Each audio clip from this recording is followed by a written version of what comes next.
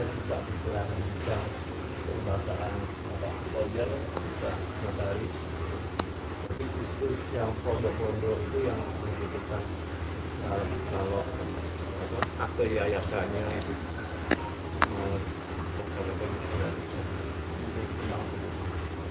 terima kasih banyak. Terima kasih banyak atas tawarannya. Luar biasa, saya ucapkan apresiasi yang sebesar. Cuman kita alhamdulillah sudah baru aja yang dibikinkan, baru sudah jadi. Atau ya saya di dinas koperasi itu, jadi saya ngedevelopin ini dinas koperasi yang pakai itu pemerintah itu. baru aja jadi kemarin itu dibikinkan dari Boyolali yayasan.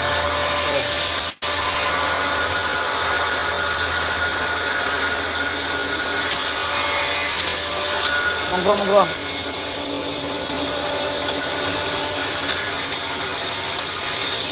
Kami ini rombongan dari Turki.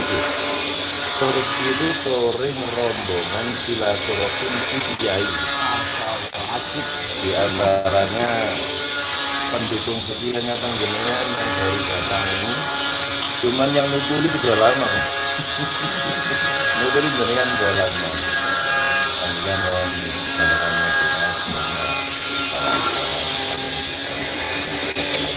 terus melawan sadar. Seperti besar atau tidak besar memulai yang benar Allahu Akbar.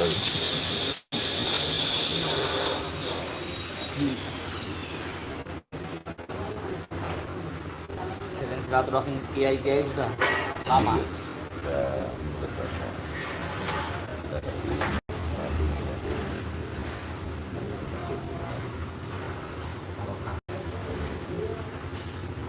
Belum ada di Indonesia. Klub motor ya silaturahim sama kiai-kiai belum ada. Sama Gus Karim, kalau Gus Karim itu Toski, touring Sowan Kiai yang gurunya Jokowi.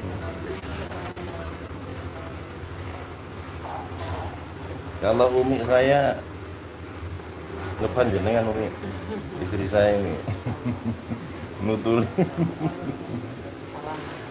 Iya. Klub motor nopo?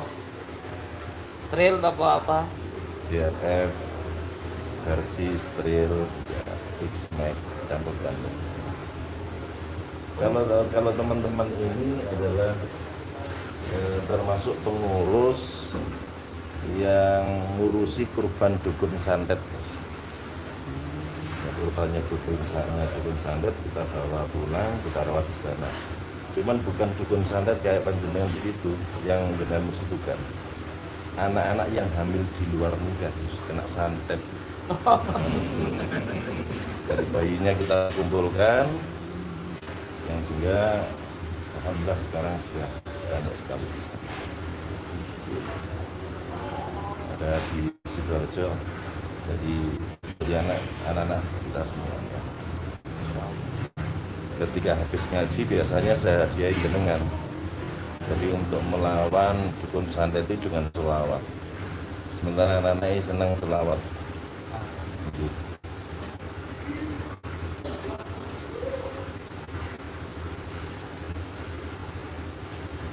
Mulai tahun berapa bidinya? Sementara 9 Lama itu ya? Cuman untuk yang kurban dukun santet itu 2003 yang paling besar. Nah, yang kami terima adalah anak-anak hamil di luar nikah yang ngurusi teman-teman semuanya, maka kita silaturahmi nyambung doa sebagai kekuatan untuk masyarakat.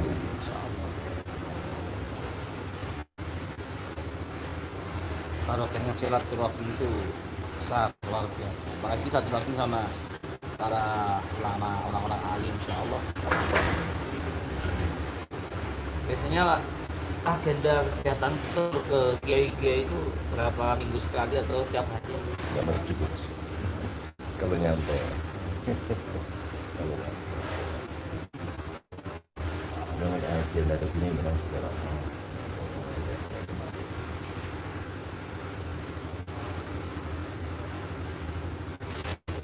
Paling jauh ya Pak, itu Lombok. Sampai ke Lombok juga ya. Masya Allah. Ini namanya Hibar bukan Jawa. Oh, lu daluah jenengan. Disiplin. Dan Disiplin. oh, itu Madura, putarnya kayak Liwafa. Masya Allah. Yang di Lombok ya, bukan di Lombok. Lombok.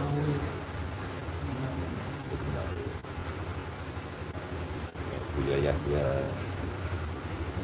Ya. Kemarin pas acara milad kan beliau hadir. Kayak Liwafa sama bisnya itu. Juga dari rombongan dari Al Baja juga. Oh, Wilayah ya. jenengan lulusan dari Gus. Boten. Nek dolan-dolan. Kalau santri yang di sini banyak yang lulusan Jawa.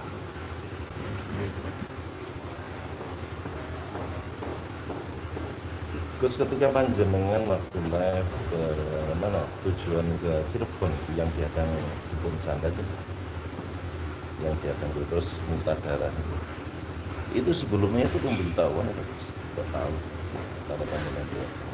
Iya, sudah tahu kan. Oh tidak. Gimana tol Ngawi. Ngawi apa Magetan? Magetan Gus, kalau di YouTube Magetan.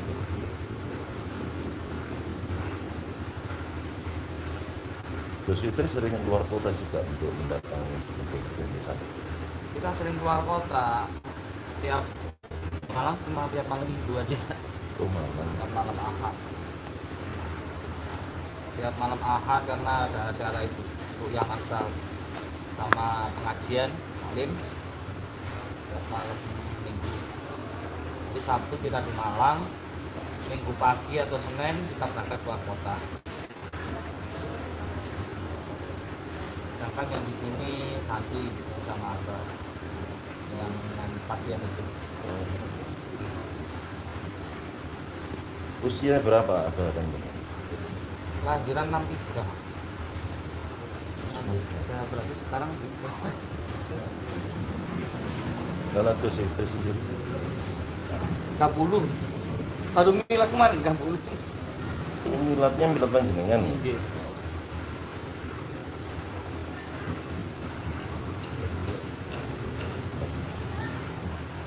Iya.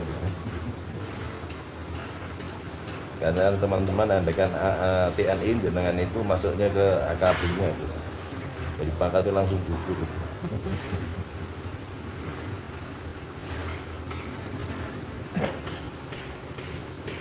Monggo monggo, sambil rokokan nangsal kok, sumet mawon nyantai. Santai bebas iki.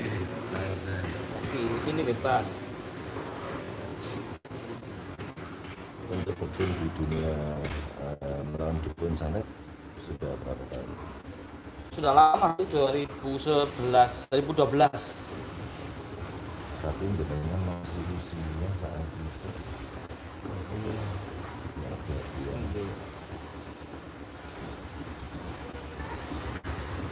Kalau Umi sendiri terjun di situ.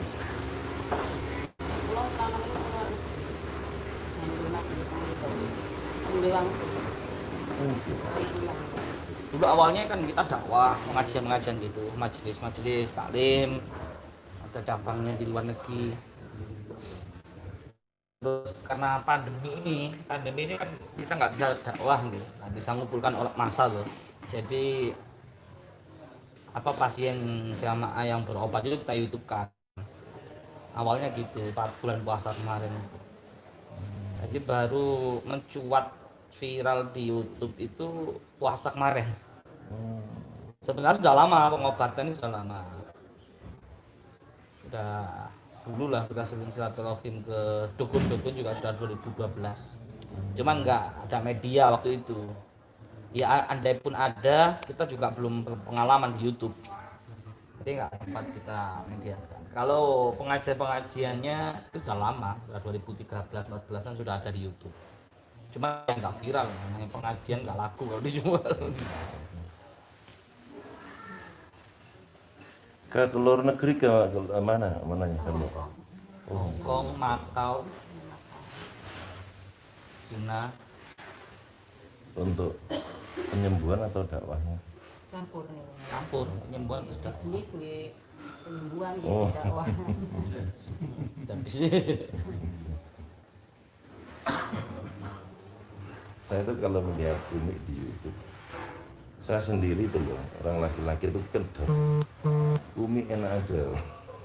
Kalau nggak ada dukun-dukun santet ya. Tapi sering kalah. Yang nggak ngaku itu Mi, apa? Yang kecelakaan santri kan? Nggih. Yang nggak ngaku itu loh, yang pakaian langsung tepar. Kuat nih tenaga dalam. Terus setiap dukun santet memang punya tenaga dalam, setiap Pasti. pasti. Karena mereka kan istidroj. Istidroj ini artinya mereka kesaktiannya itu lewat iblis. Jadi untuk membuka cakra mereka, untuk kesaktian tenaga dalam mereka itu kan lewat murtad. Setiap dukun santet yang betul-betul dukun santet ya, itu pasti mereka itu pasti kebuka cakranya. Dalam artian kebuka cakra itu sudah bisa menembus batas lah. Tapi lewat istidroj, itu lewat murtad.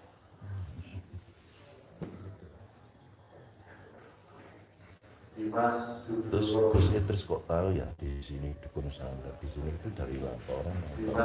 Ya sebagian laporan, ada tim juga yang survei ke sana lewat masyarakat juga. Dan masyarakat resah dan lapor begini, kita survei ke situ terus hubungan telepon gitu. Ya kadang kita sering sih, cuma nggak mau di live kadang. Karena sampai kita ancam kalau nggak di live tak bakar rumahmu. Kalau nggak mau di live. Tapi kebanyakan itu dari pasien yang datang. Akhirnya Sukma sama Sukma. Yang saya tanyakan Gus, sebenarnya apa yang disampaikan Umi, perbedaan sukma dan roh itu di mana Gus? Beda, kalau roh kan cuma satu. Alunaka anil ruh, kulir ruh min amri rabbi. Jadi roh itu cuma satu. Dia copot dari raga itu ketika dia ajal, ketika dia wafat. Jadi langsung kepada Allah, manusia nggak bisa punya hak ranah ke situ. Tapi kalau untuk sukma, manusia masih bisa mengelola. Sukma itu kalau kita namakan di sini tuh tubuh halus manusia. Itu kan ada 7. Kalau laki-laki 7, kalau perempuan 10. Apa sukma itu? Sukma itu kalau kita rata-rata dukun yang pintar nyantet, itu sukmanya diambil Pak. Jadi sukma kita misalkan nih diambil satu, terus disakiti sukmanya, ini kan terasa sakit semua badan. Gitu. Kadang kalau dalam meninggal kadang masih anget, nah itu kan proses sukmanya masih ada di tubuh. Nah, rata-rata santet itu mengenai sasaran itu karena sukmanya diambil. Kita pun bisa ngambil sukma orang, terus sukmanya kita siksa di sini, mereka sakitan. Itu pun juga sama seperti santet. Cuma niatnya saja. 7 diantaranya apa Gus? Maksudnya di antara gimana? Nama-namanya tuh Ya mungkin kalau Jawa itu istilah Jawa mungkin menamakan sama dengan itu mungkin ya. Tapi saya nggak tahu. Apa dulu Papa Panselimo itu mungkin ya. Seperti itu. Kalau kita namakan tubuh halus, kalau kelihatan apa penerawangan kita itu kan di dalam tubuh manusia itu ada kembaran tapi halus. Rata-rata orang gila itu aja. Orang gila kehilangan sukmanya satu itu, kalau diajak ngobrol gini dia nggak connect satu. Kalau kehilangan 2 dia sudah mulai hilang malunya. Dalam arti hilang malu itu telanjang depan umum kayak gitu. Untuk hilang sukma itu kan macam-macam. Satu bisa depresi Pak, keadaan tekanan batin, depresi itu kan bisa untuk merangsang cakra, merangsang kelenjar otak, sehingga jalan atau portal itu bisa kebuka. Biasanya orang kaget, kecelakaan gitu ya. Tapi kebuka cakranya, sukmanya bisa keluar. Nanti efeknya bisa sakit, gangguan jiwa, bisa kerasukan. Karena sukmanya nggak ada keluar di tempat izin. Berarti sukma itu kalau diambil seseorang tidak terasa Bang? Itu terasa Diambil sekali, dukun santet yang mengambil sangat sukma. terasa. Sukma diambil satu, orang tersebut kan portalnya kebuka tuh. Nah kebuka seperti itu kan lihat penampakan, terus sakit. Apalagi kalau disiksa sukmanya, kan kesakitan kita. Ciri-ciri sukma yang diambil itu gimana Gus? Dia terasa apa?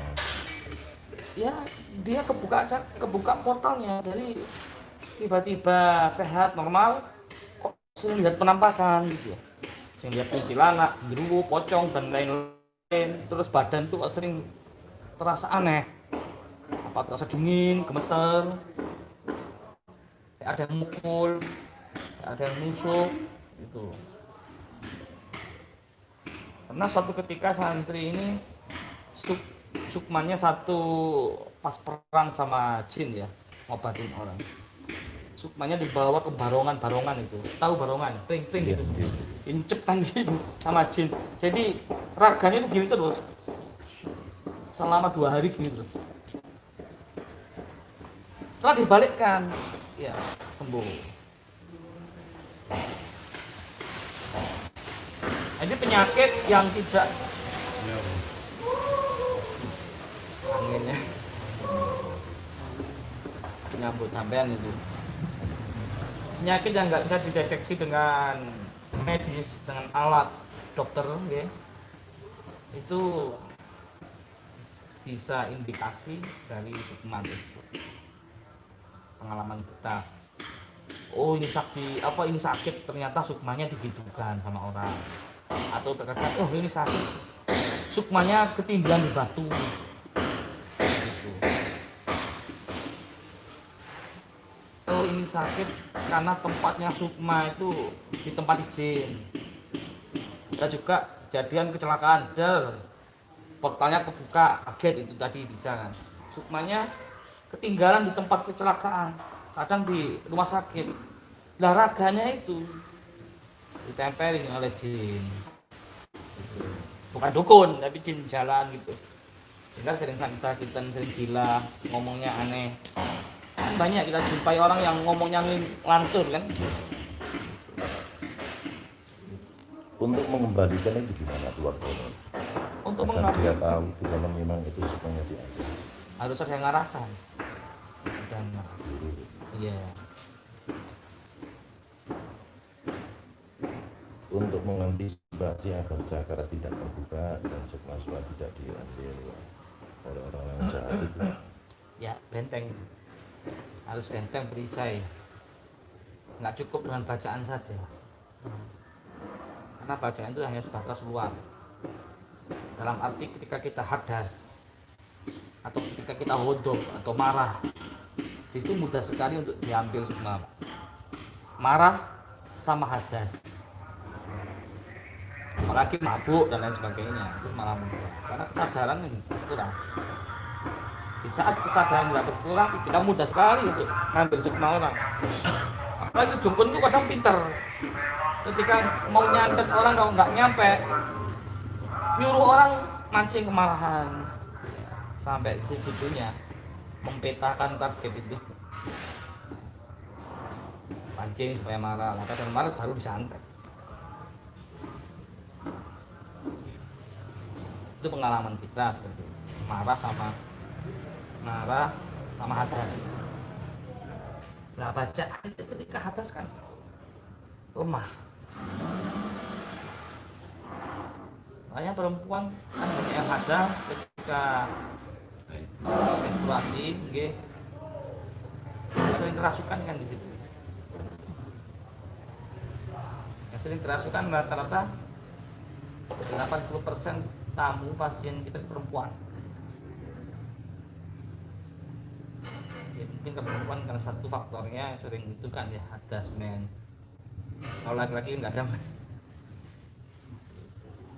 Dan laki-laki yang sering sakit juga kadang hadas besar nggak mandi. Itu mudah sekali untuk sihir masuk. Bacaannya nggak cukup,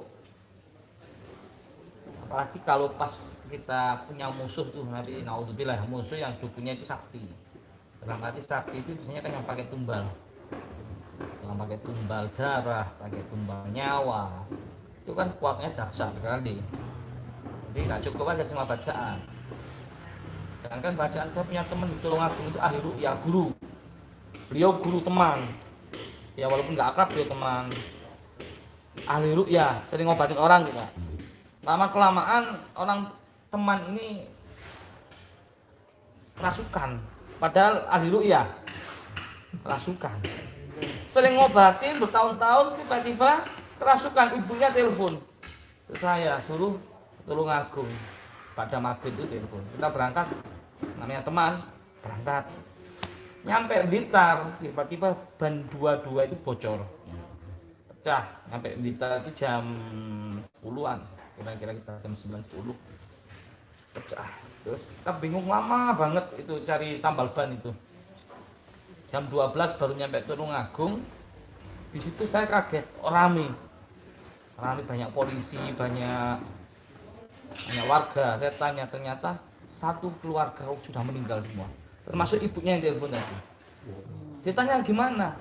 Semua tertusuk pisau. Jadi ustadz tersebut kerasukan, kan kadang kerasukan nggak bisa ngontrol. Itu ditusukkan ke ibunya, ambil pisau di dapur. Kemudian adiknya, kemudian dirinya sendiri. Kuatnya musuhnya ternyata ada beberapa dukun itu pakai tumbal, darah, bayi, nyawa. Ada seorang ahli peruqyah pun bisa tumbang, apalagi kita itu logikanya.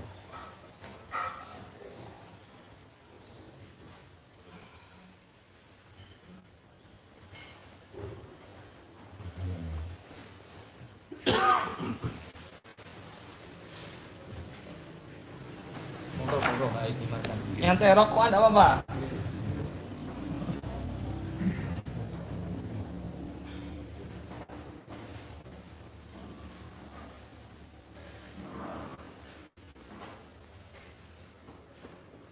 Siam dah, monggo. Iya, remen pinangin jenengan. Alhamdulillah. Biasanya sebenarnya kita sudah keluar. Alhamdulillah gitu. Pas mampir miras ini capek. Kita nggak keluar. Ini ke Cirebon kan. Cirebon datang ke sini. Cirebon datang sini. Kemarin yang miras dari Aceh datang, Jakarta, Cirebon, Sukabumi, dari Riau, Pekanbaru, 20 provinsi hadir. Penjenengan bisa seperti ini itu dari abahnya sendiri atau dari guru? Dari abah, beliau juga sudah lama, beliau terjun di Al-Hikmah, ilmu hikmah itu.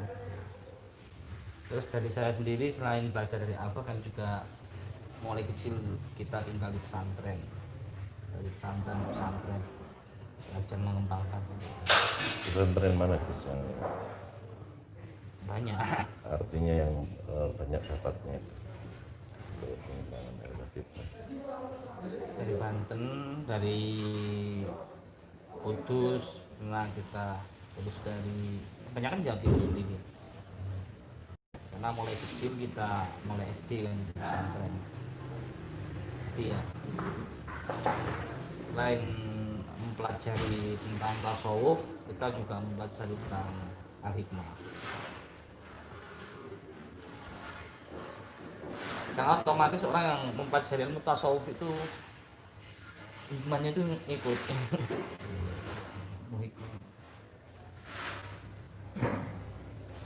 ketika Gus Idris menghadapi dukun santet ya di kerja, dan saat itu Gus Idris kemarin mempunyai hati memaafkan, kasihan.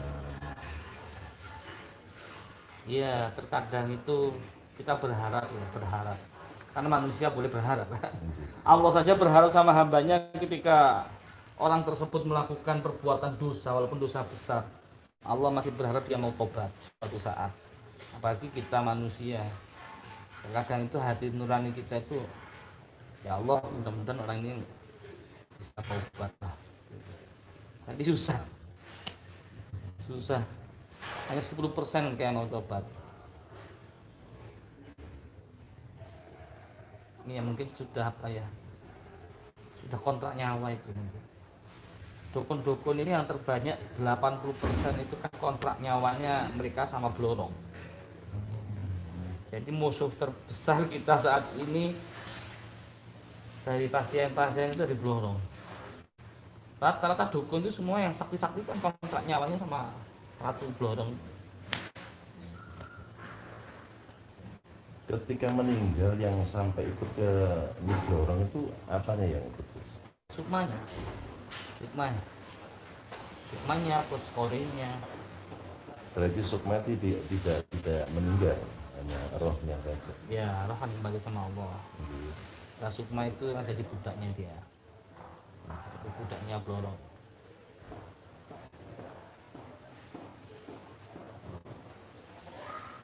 Sementara batin itu dibunuh. Oh iya, kenapa? Tadi yang bacaan yang Ya, bacaan aja nggak cukup kita. Menurut saya kurang cukup kalau untuk menghadapi orang yang sudah kelasnya menengah ke atas dukunnya ya. Jadi perlu juga di situ namanya pengisian asma, dalam arti meliputi pernafasan juga gerakan. Menjadi benteng roh kita, sukma kita. Biasakan satu amalan. Amalan ini dibaca setiap malam mendekati subuh ya. Bacaan ini ada puasa. Di dalam ilmu hikmah gitu, ada puasanya, nggak cukup bacaan aja. Ada puasanya, harus dibaca sekian dalam sehari, dan harus pernafasan tanpa nafas. Kadang ada gerakannya. Ayat khatamallahu ala qulubihim wa ala sam'ihim wa ala absarihim gishawah. Itu ada gerakannya. Kan pukul-pukulan jazz. Kalau dalam Jawa itu dulu ulama Jawa mengatakan pukulan itu GS, guntur sakti.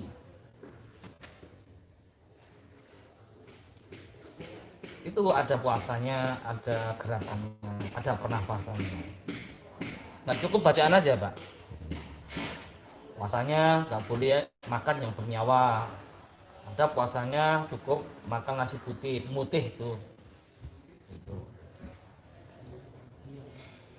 Semakin kita tirakat di bagian itu, semakin kuat jasad dan ruh kita. Seperti halnya kita sudah sering terlatih, kita tidur, jasad kita tidur ngorok-ngorok, sukma sudah perang sama dukun. Tahu-tahu biasanya dukunnya ada tumbang.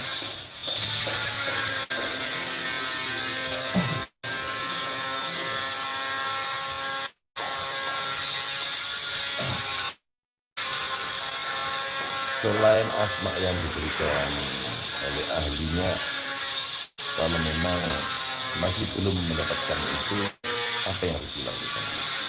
Maksudnya belum mendapat, harus cari, kan gitu, mencari. Kalau dalam bedanya dengan ilmu fikih, ilmu syariat, murid mencari, guru mencari murid, ajarkan ajarkan syariat, ajarkan ilmu fikih. Tapi kalau dalam istilah ilmu hikmah itu murid yang mengejar guru. Jadi guru nggak pernah ngasih ilmu sebelum murid yang minta. Kan di sini yang banyak belajar ilmu hikmah yang mondok di sini itu rata-rata mereka yang sudah ahli fikih, mereka yang sudah ahli fikih, mereka yang sudah ahli tasawuf, mereka alumni dalwah, alumni Sidogiri. karena masih langka ilmu hikmah yang ngajarkan ilmu hikmah. Kalau mereka yang sudah ahli fikih, ahli tasawuf, ahli Al-Quran kan banyak, sudah banyak yang dakwah di panggung-panggung sudah banyak, tapi yang dakwah untuk amar ma'ruf nahi mungkar yang nggak kelihatan mata, khususnya memberantas dukun-dukun santet, ini kan masih langka. Ada beberapa orang di Indonesia. Padahal itu kan kejahatan yang bahaya juga, membunuh tanpa menyentuh, menyakiti tanpa menyentuh. Nah, santet itu sudah ada dulu dari zaman Nabi Sulaiman, Nabi Musa, Nabi Muhammad, itu sudah ada. Kadang mereka itu zaman sekarang itu nggak percaya, masih dianggap itu settingan dan lain sebagainya. Padahal di zaman Nabi Muhammad itu sudah ada. Ya, zaman Rasulullah sendiri, Rasulullah kena sihir ketika beliau di kamar mandi, rambutnya dibawa oleh pembantunya. Kemudian rambutnya dibawa, disihir itu Rasulullah sampai sempoyongan berjalan. Makanya kita kan dianjurkan ketika kamar mandi harus pakai penutup kepala dan kaki sandal. Supaya jin yang ada di kamar mandi itu tidak bisa masuk ke dalam, nempel dalam raga kita. Karena masuknya jin itu ke umbun-umbun sama telapak kaki.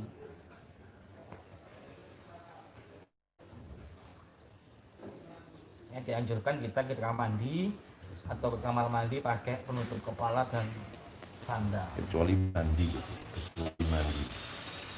Oke.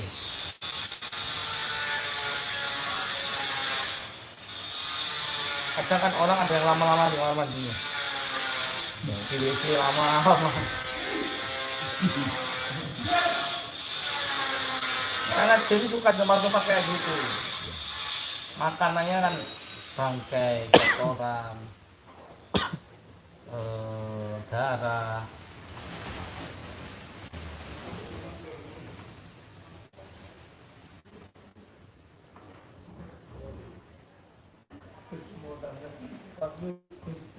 Ilmunya orang itu kayak dapat apa kok enak gitu, apa terasa apa benda apa gitu. Bukan benda, terasa getaran. Ada getaran. Jadi kalau kita cap sesuatu kan di sini kayak ada screen. Yang hubungannya tidak terang, tidak Terang.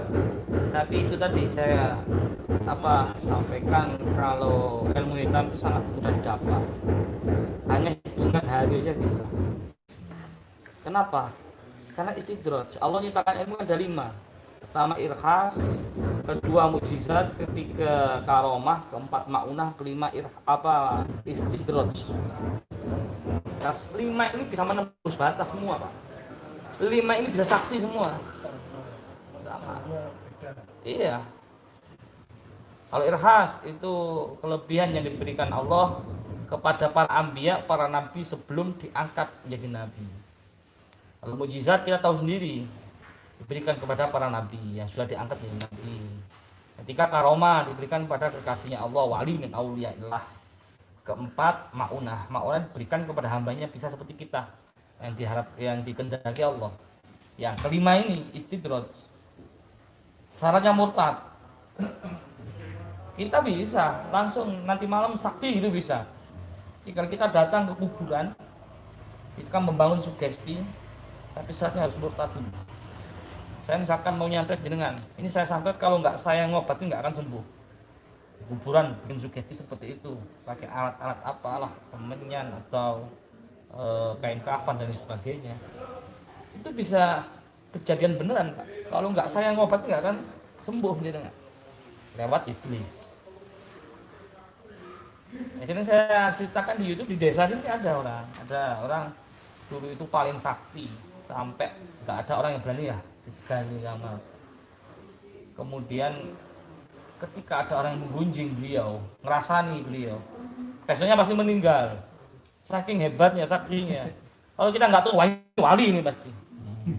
Setiap orang yang sakit diobati dia pasti sembuh, Pak. Nggak ada satu pun yang nggak sembuh. Hebat enggak? Sakti. Kaya. Ketika suatu saat pesan sama anaknya 4.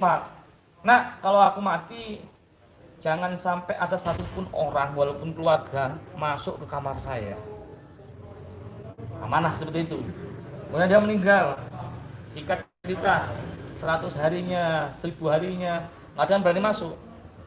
Kemudian mau renovasi ini rumah, satu di antara anaknya mungkin dapat ilham ya, dapat petunjuk, ini ngotot mau masuk ke kamar. Yang 3-3-nya nggak boleh, ya debat panjang, setuju masuk. Ini kamar 1000 hari nggak pernah dimasuki, yo. Bisa kan pengap logikanya, enggak, harum semerbak, wangi. Lusuri, akhirnya tibalah ke kamar mandi dalamnya, kamar mandi kamar, buka subhanallah, situ ayat suci Al-Quran berceceran di kloset, di kamar mandi, campur dengan kotorannya itu ayat Al-Quran di kloset, di WC. Ini paham sudah ya? Nah itulah istidraj.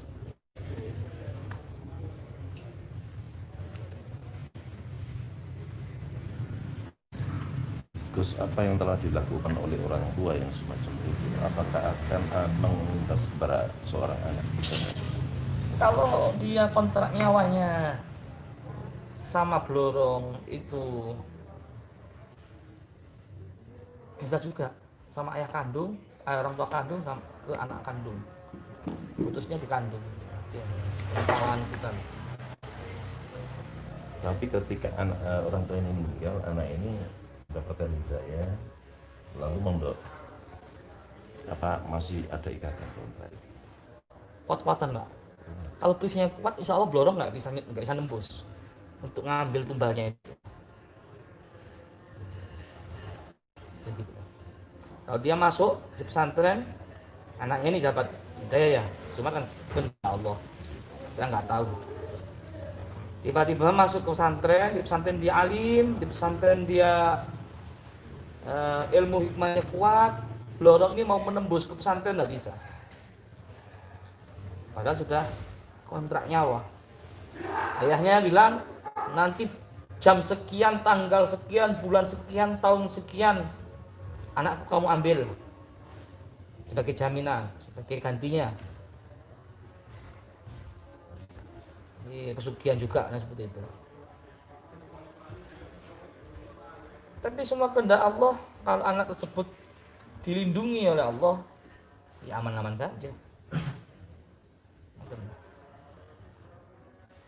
Dan rata-rata pasti Blorong ini kan nggak akan mati sampai kiamat. Pasti terus ngincar, kalau sudah Blorong kayak gitu, pasti diincar sampai kiamat, sampai dia mati, anak tersebut diincar terus. Dan rata-rata yang pengalaman kita ada Pak, dia masuk di pesantren, di Padepokan pesantren. Kemudian ketika kontrak nyawa sama Blorong itu waktunya, harinya mau diambil kesulitan kan dia sudah dijaga, banyak ada perisainya. Dan anak tersebut juga tahu Blorong kebuka cakranya, ini berantem terus sampai akhirnya wafatnya si anak tersebut, sampai tua. Dan nggak bisa mengambil sukma sampai beliau wafat. Ini kan sudah terputus kontraknya. Jadi yang menang kita, bukan Blorong. Itulah dunia. Ada Nabi Musa, Nabi Fir'aun pasti. Nabi Ibrahim, Namrud lah. Untuk waktunya apa seumur hidup? Beliau orang itu galak sama kita. Iya, dikejar terus Pak, sampai berhasil. Sedangkan anaknya ini juga tidak tahu akan perjalanan. Enggak tahu, enggak tahu, enggak tahu apa-apa. Dan itulah kejamnya di situ. Makanya pesugihan, kesaktian dengan Blorong, perjalanan Blorong. Kalau enggak anak kandungnya ya orang tua kandungnya. Dan itu terjadi banyak Pak. Kita menjumpai itu nggak 1-2. Demi harta, demi tahta, demi kekuatan, jabatan itu banyak.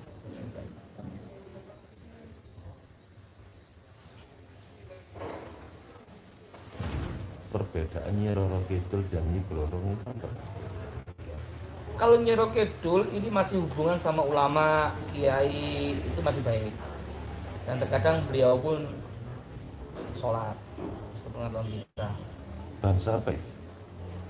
Nyi Roro Kidul sebangsa apa?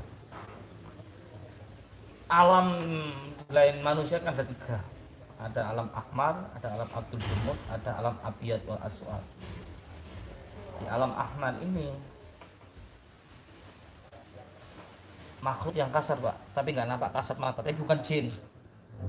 Seperti genderuwo, kuntilanak, pocong ini bukan jin. Kalau orang awam kan ini pasti jin, bukan.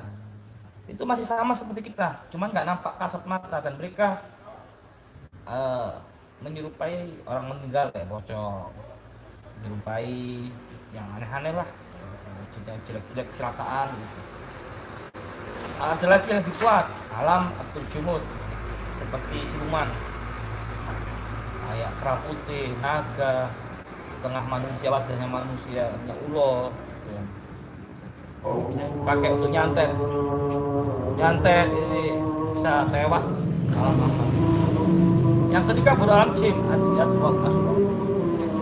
Dan Nyi Roro Kidul lagi orang masuk di kategori alam ahmar. Setelah manusia setengah.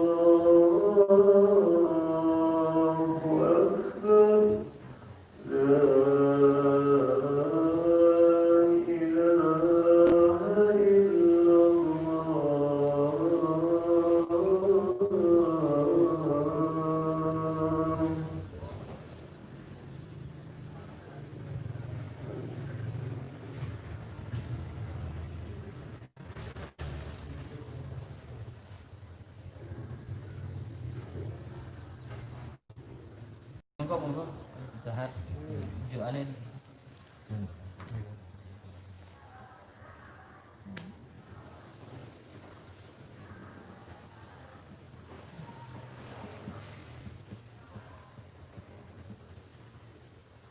Allah ya. Turki.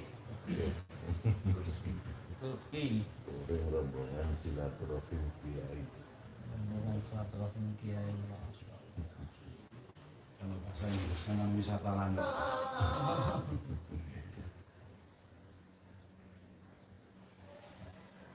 Rohani.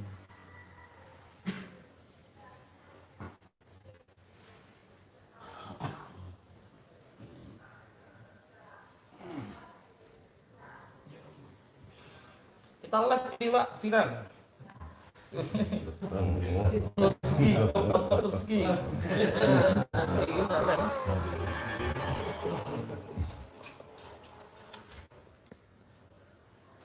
Ada pesugihan itu rezeki tangga bisa diambil sih. Bisa kalau tangganya lemah. Oh, ya. Ritualnya lemah, akhirnya nggak. Jadi tuyul itu pas ringan tuyul itu. Kalau sudah naga, gendruwo udah ambilnya terbatas.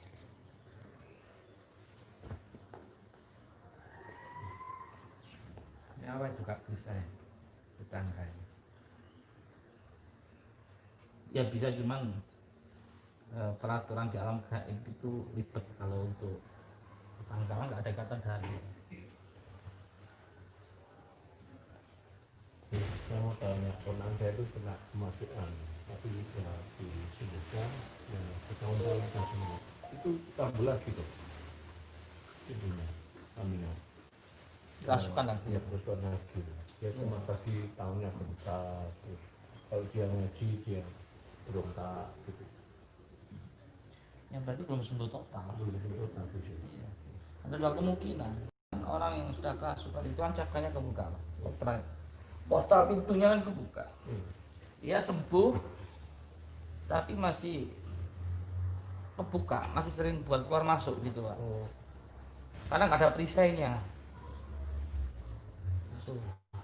Kan harus ada perisainya, harus ada benteng. Harus segera kalau dalam sudah kebuka potnya kan sudah ibarat sakit ini sudah stadium lah. Ini harus terapi betul perisainya, harus pengisian tenaga darah, pengisian asma, harus ikut latihan hikmah spiritual. Kalau cuma ketempelan gitu masih bisa lah walaupun nggak ikut latihan ilmu hikmah. Tapi kalau sudah kerasukan ini kan sudah ranahnya agak parah. Sering kita nangan pasien yang di raganya itu dihinggapi jin sampai ribuan bahkan jutaan. Sama lihat di bawah, kadang lihat di bawah itu botol sampai bersak-sak. Satu pasien 2 sak bawa 2 sak. Terus katanya kayak tadi kerasukan jin ya. Terus ini maaf ya ini di kita ini kadang-kadang udah mimpin tuh gimana ya? Apa dimasuki jin apa gimana ya? Iya, Oh gitu ya. setan.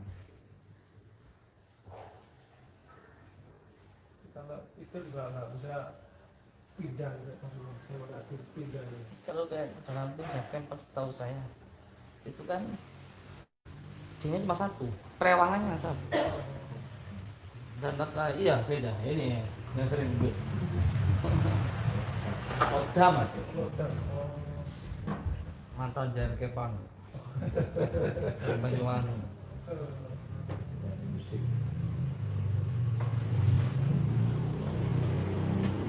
Kadang-kadang di dalam rumah tangga seorang istri ini setelah itu enggak baik-baik suatu saat itu kadang-kadang laki-laki Asli gimana? jadi suatu saat itu dia kepingin minta tawar cerai gitu kan dari enggak biasa ya suatu saat gitu ya itu kerasukan ditempel ada yang benar-benar Ya dilihat dulu.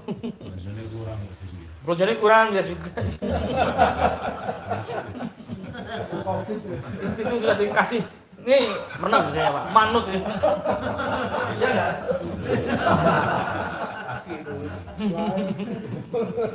mungkin ada ciri-ciri orang itu lagi diguna-guna Oh, ada. ciri-ciri Indikasinya ada. Dia sering mimpi aneh, ngucapin yang aneh-aneh. Kalau nggak gitu dia sering melepaskan.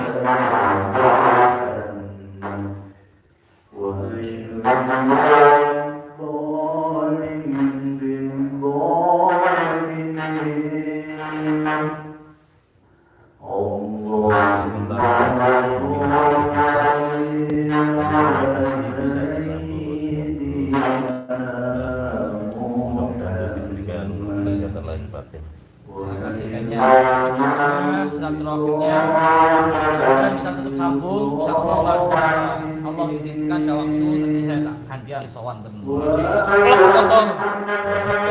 Oke, insyaallah.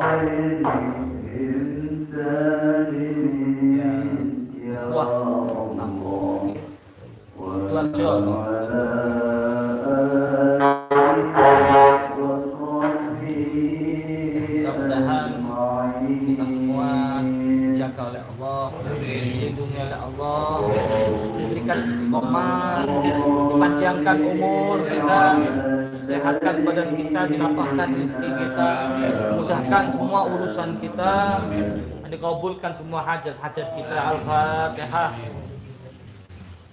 Semua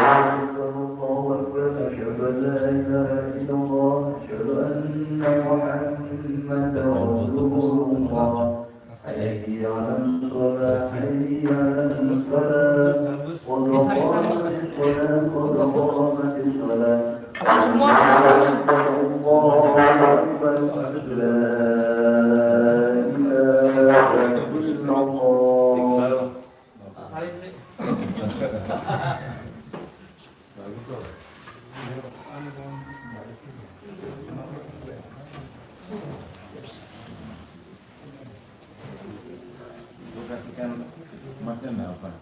Sama ikut mana? Ada ini.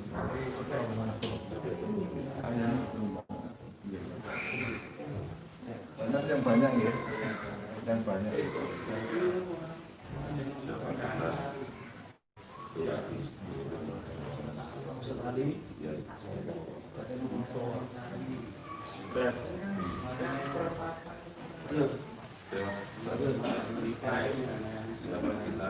Siapa kita? Kursi oleh rombongan biayai Allah.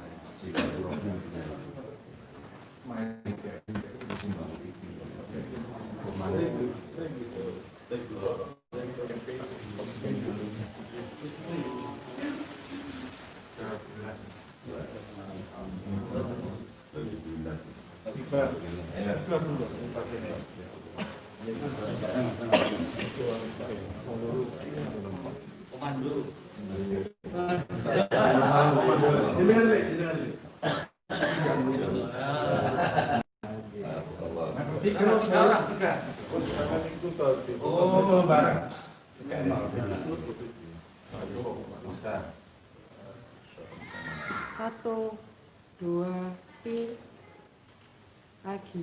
Satu, dua, tiga. Video mana? Satu, dua, tiga. Siapa kita? Kursi touring rombongan silaturahim Kiai. Allah. Para jamaah sekalian, saat ini Turski berada di tempatnya Gus Idris yang kita cintai, yang setiap malam kita tutuli yang merah-merah shock bakernya itu. Mudah-mudahan sambung doa kita. Beliau senantiasa dipanjangkan umurnya, diberikan barokah rizkinya, barokah umurnya, barokah kesehatannya, diberikan dari segala urusannya, masing maksud hajatnya, diberikan keluarga sakinah mawaddah warahmah, bersama keturunan yang soleh dan solihah, keluarga yang senantiasa mendapatkan bimbingan dari mulia Allah, menambah bekal iman dan takwa, menjauhkan dari bala dan musibah, menjauhkan dari penyakit corona. Dan anak-anakku sekalian, ayah sekarang berada di Gus Idris, yang mungkin anak-anak juga ingin ketemu dengan Gus Idris. Sekarang ayah bersama Gus Idris. Nah, insya Allah Gus Idris diberikan kesempatan oleh Allah untuk bersama-sama anak-anak di pondok pesantren. Amin. Assalamualaikum warahmatullahi wabarakatuh. Waalaikumsalam. Apa ditugaskan dia? Berarti kau berapa?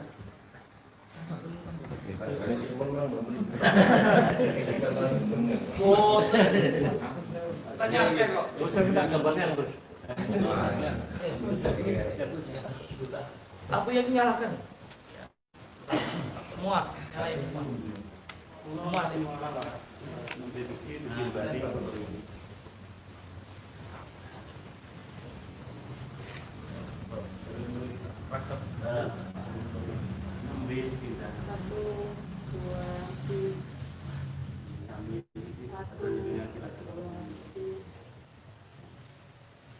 Satu, dua, tiga.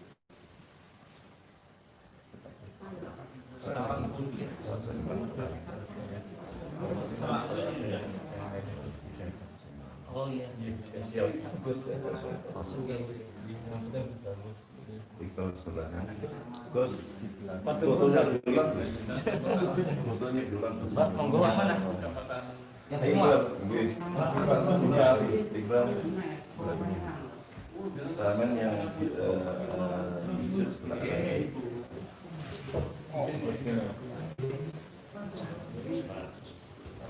Nah, biru. Aku. Oh, break dulu. Oh bisa. Yang hitam di sebelah belakang. Yang biru di sebelah belakang.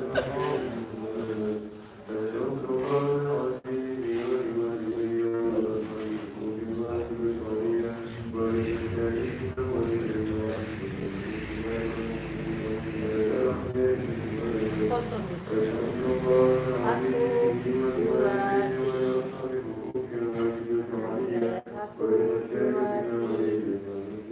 Bersama Gus Idris takbir. Allahu Akbar.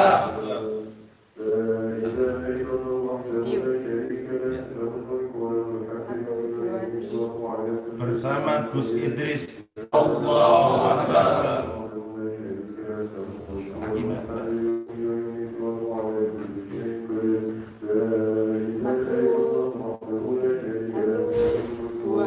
Segenap pengurus pondok pesantren Milenium Rodotul Jannah dan di Sidoarjo Sowan bersama Gus Idris bersama rombongan Turski Turin rombongan silaturahim Kiai.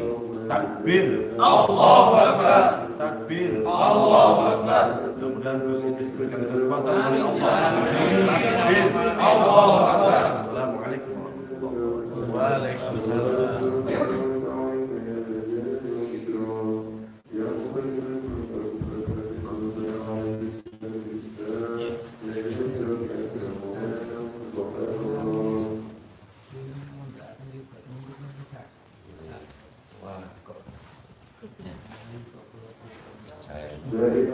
Jadi lo Pak, panjenengan mendekat, monggo. Nggih. Monggo mendekat ya televisi.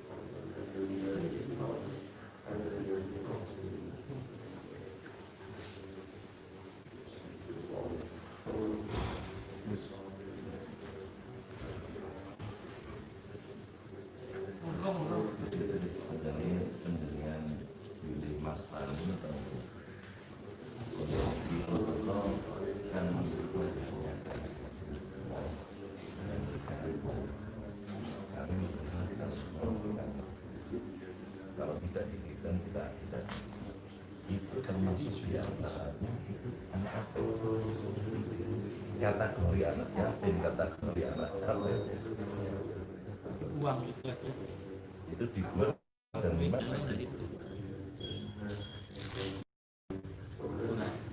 Bukan sengaja. Kalau baiknya nggak terus. Kalau semuanya aja yang tidak. itu termasuk kategori anak yatim. dia nggak punya orang tua, mereka mati.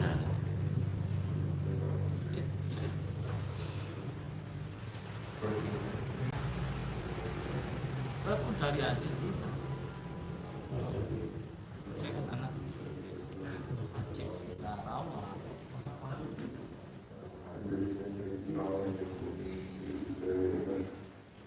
itu juga lah dia. Makanya ada ulama mengatakan juga tasawuf, kasihan anaknya di sini itu akan menanggung efek-efek negatif. Karena jadi hasil yang mengarang Allah. Harus ada perhatian khusus.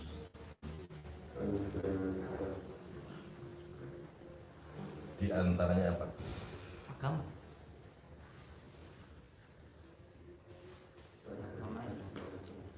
Karena kenapa? Lama tasawuf itu mengatakan orang yang ahli zina, anak yang dilahirkan dari orang tua yang zina, tersebut akan dibalak begitu begini begitu. Jadi tinggal kita dengan yang diamanai oleh Allah untuk merawat anak tersebut supaya balak musibah itu dicabut oleh Allah. Amin, amin. Dia dapat rahmat Allah. Amin. Karena lahirnya saja itu ada kesalahan orang tua. Dampaknya, efeknya kan ke anak, Pak. Karena perbuatan jahatnya orang tua, efeknya itu sampai ke anak. Pendukung setia Pondok Pesantren Wiling Nurul Jannah, silaturahim kami ke Gus Idris yang beliau alhamdulillah bisa menjawab bagaimana hukumnya anak-anak ini termasuk anak yatim atau tidak, dan penjelasannya apa yang harus kita lakukan semuanya. Monggo. Jadi alhamdulillah jenengan itu termasuk amanah, diamanai Allah ya. Amanah yang mana dikatakan sangat mulia, di mana nggak ada yang berperan di situ, sehingga banyak terjadi pembuangan anak, nggak dianggap sama orang tua, ini haram atau lainnya sebagainya. Nah di situ Allah mengamanahkan mulia kepada panjenengan semua, supaya untuk dirawat, dididik dalam kebaikan, terutama agama. Dan pahalanya luar biasa. Saya kategorikan dari yatim, kan nggak punya orang tua, walaupun orang tuanya masih hidup, nggak aja mati lah. Itu Pak logikanya. Nanti bisa menolong di dunia, juga bisa menyesatkan orang tua di dunia saja. Pasti akan dapat karma yang setimpal-setimpalnya orang tua bangsa. Terus di akhirat orang anak ini bisa menolong, orang tua juga bisa melaknat, menjadi laknatnya bagi orang tua. Ya pesan saya kepada teman-teman semua, khususnya yang melihat video ini, walaupun anda berzina, anak itu harus dirawat. Ya anak nggak tahu apa-apa, nggak berdosa apa-apa, nggak salah, suci. Makanya saking kejinya perbuatan itu, efeknya kan ke anak. Dia dikasih amanah itu, dijaga betul, amanah itu dididik betul dalam agama supaya Allah ampunkan dosa-dosa anak tersebut ya. Anak itu gak berdosa, benar gak berdosa, jadinya gak berdosa, tapi akibat orang tuanya.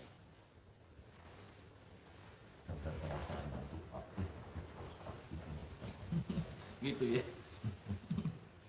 Sudah berapa?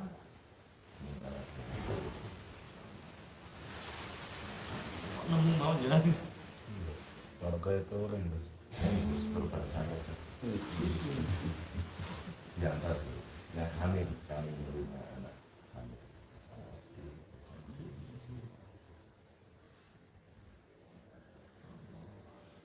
Banyak juga ya. Banyak yang gugurkan. Kalau saya kadang mengerawat bajang. Dia udah digugurin, masih di dalam perut Pak. Kan 40 hari sudah ya. 40 hari berbentuk gumpalan darah, tambah 40 hari sudah ada dia. Iya, Dia bukan nyawa. Ada berapa bulan dalam perlu gugurkan pakai apa itu pijat itu ya? Kadang untuk 4 jam itu pakai dukun juga. Paling kuat Pak 4 jam itu. Jin paling kuat jadikan ratu oleh jin. bajang. Iya. Mendidik tadi, mendidik kalau yang didik salah, lah ini bajang ini berbahaya. Musuh berat, kita itu mengalahkan bajang itu berat. Kalau jadikan ratu oleh iblis kan oleh setan. Kalau kita mendidik ya dalam kebaikan, insya Allah nanti berat, ya berat, nggak sampaikan berat. Itu karakternya sudah kayak gitu, Pak. Jadi harus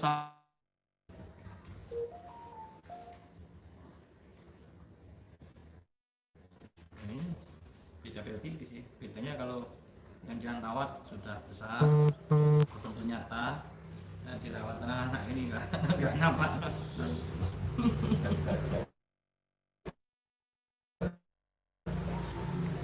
Terus Bisa kan untuk sama kita, ya kan?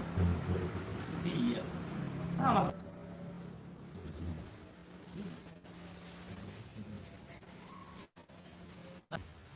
Sementara yang penglihatan saya itu bajang 1 tahun itu tetap aja segitu, tetap kecil bisa tua.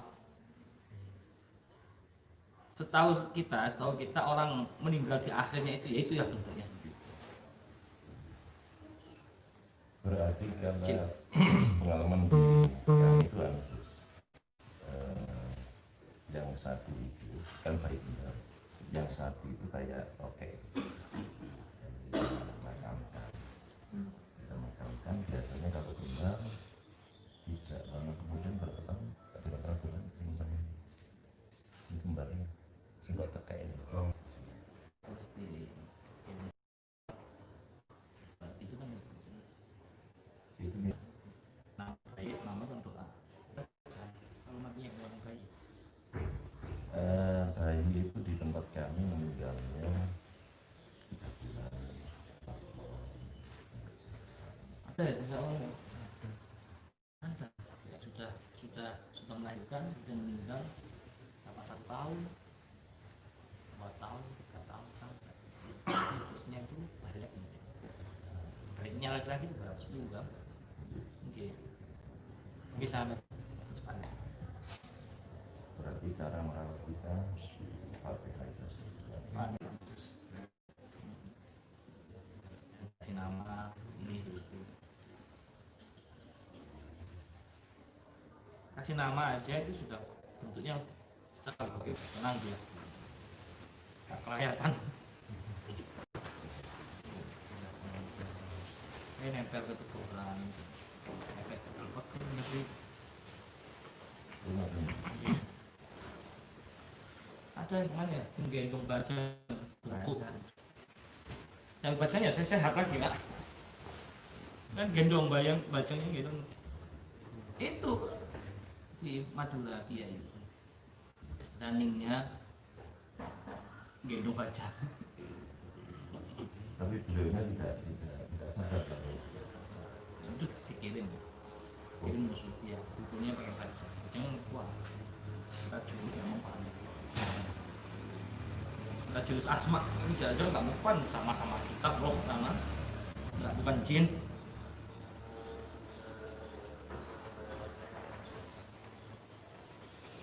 dia selalu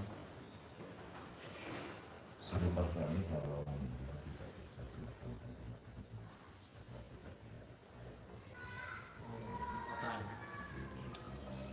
bukan kota tempat saya sih dulunya desa cuma karena ada peraturan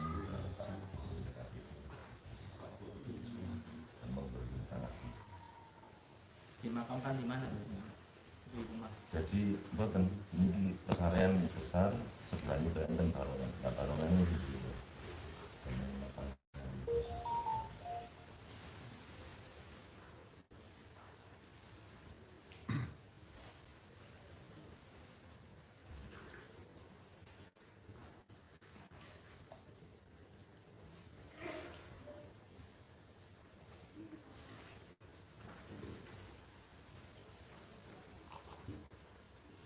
maksudnya bayi baca ngikut itu yang diikuti itu nggak salah.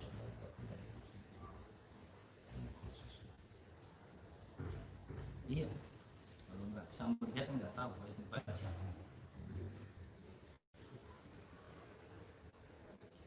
Di antaranya kalau orang yang dididik cara mendidik bayi baca itu gimana? Cara mendidik sedangkan kita tahu ya baik itu. Itu cukup Fatihah itu. Kalau nggak tahu.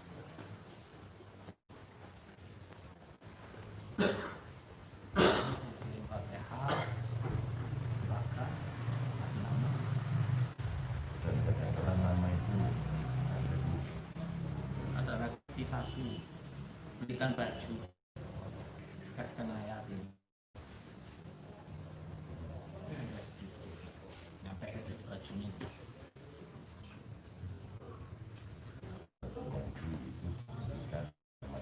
Iya, teman sendiri yang anda rawat kan termasuk kategori ayat.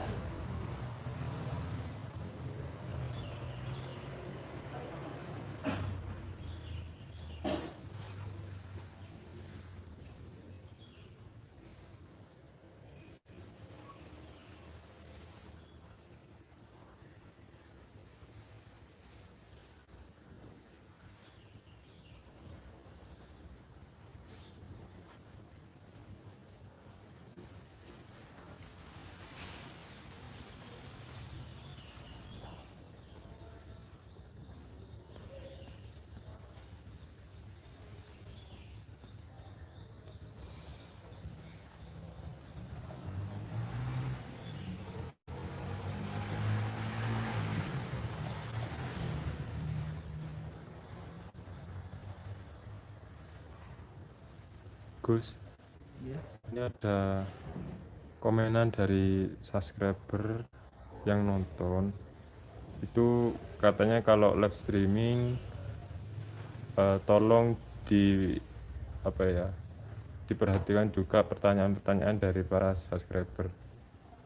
Itu ada yang penasaran kan soalnya tujuannya live streaming ini apa, terus ada yang penasaran nanya-nanya itu gimana Gus? Apa perlu ditanggapi atau dibiarkan? Soalnya kayaknya yang komen ini sudah nggak sabar, lebih baik off aja gitu. Iya, di off aja. Masih tahu, off aja. Atas sendiri khusus live streaming dan jawab.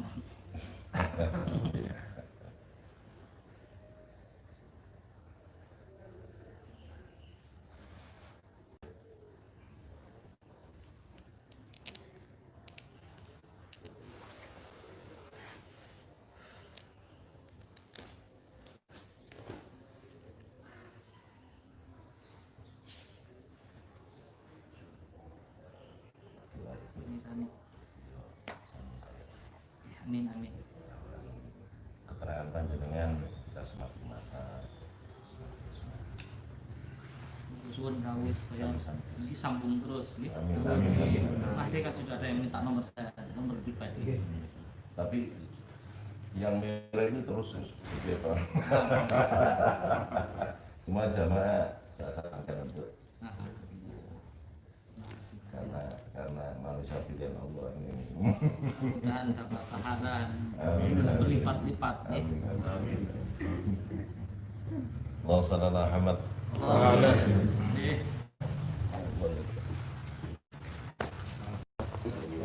suwun rawuh sambung terus. Amin, amin, amin.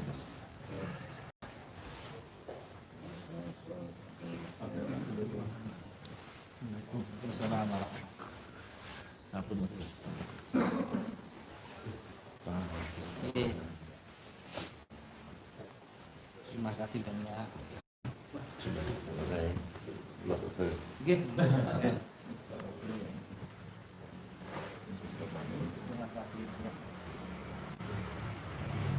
Selfie.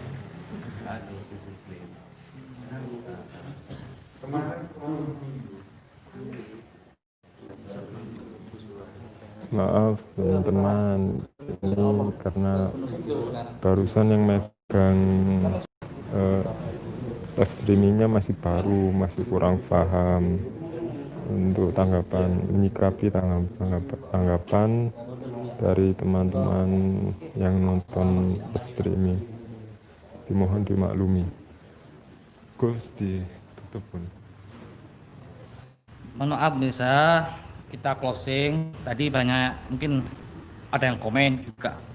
Waktunya sholat enggak sholat ya. Tamu kita ada banyak pendapat di sini ya. Makanya di fikih itu sampai kalau di fikih itu ikut pendapat ini. Tamu adalah raja. Ya memangnya bagusnya kita aja sholat jemaah. Cuman kita ambil jadi masih obrolan yang sangat penting. Pas ketika mendengar azan sampai qomat, ini obrolan itu belum selesai. Jadi kita pakai pendapat imam lain di fikih. Ya paham ya, biar enggak suudzon gitu. Ya seperti itu. Ya cukup sekian. Mohon maaf ya nggak bisa menjawab pertanyaan-pertanyaannya karena ada yang tanya penting nggak? Banyak yang nanya ya. Penasaran yang kepo aja. Ya suatu saat bisa panteng terus channel kita, nanti ada tanya jawab. Ada tanya jawab tentang tasawuf, tentang ilmu fikih, tentang ilmu hikmah, nanti ada sendiri. Nanti bisa ustadz-ustadz yang lain di pondok sini ada, yang ahli fikih ada, yang ahli tasawuf ada, nanti biar dijawab sama beliau-beliau. Kalau saya ada waktu ya saya jawab sendiri. Ya cukup sekian. Assalamualaikum warahmatullahi wabarakatuh. Tur sekali tadi apa singkatannya? Touring rombongan silaturahim kiai, masya Allah. Ini klub motor ya, tapi touringnya itu ke kiai-kiai, mantap. Itu positif itu ya. Enggak touringnya lah ke dukun-dukun dah, tapi ke kiai-kiai, masya Allah, luar biasa. Ya, assalamualaikum warahmatullahi wabarakatuh. Waalaikumsalam.